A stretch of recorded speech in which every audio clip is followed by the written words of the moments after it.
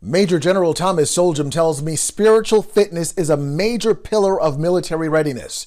And he says during this challenging time, the 2,800 chaplains in his department are working overtime.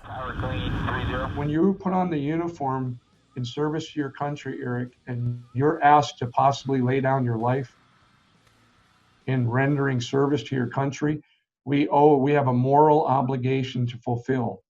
To care for the soul of that soldier. And Major General Soljam tells me that obligation to the soldier is more important than ever right now. So you might have a death of a family member, for example, and you can't go to the funeral.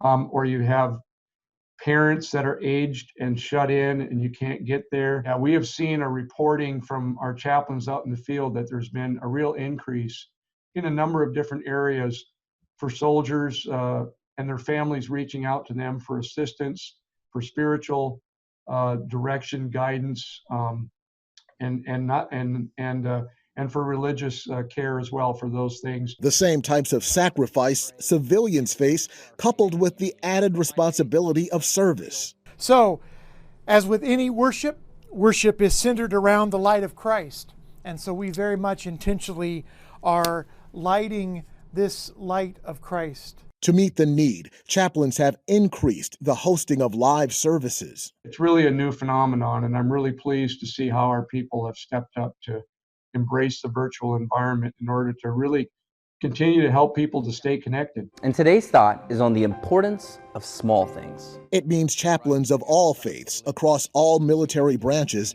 not just ministering to troops and their families, but to all who tune in. So it's really taught us, I think, to raise the quality of our speaking, of what we offer people in a worship service or setting. And they're getting creative, like with the drive-in Easter service at this installation in Japan, or this Navy virtual service in Pensacola, Florida. They've been even doing things like Zoom potlucks, right? So chapel groups or religious groups, doing virtual potlucks, just wanting to maintain fellowship, because that's a very important connection. So I see it in all of the struggle that people are facing.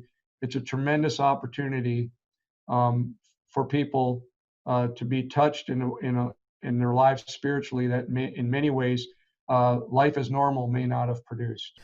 Soljam says another positive of this challenging time is those in his department learning of one another's faith in a deeper way. And he says no matter how many chaplains he has, there's always room for one more. Eric Phillips, CBN News.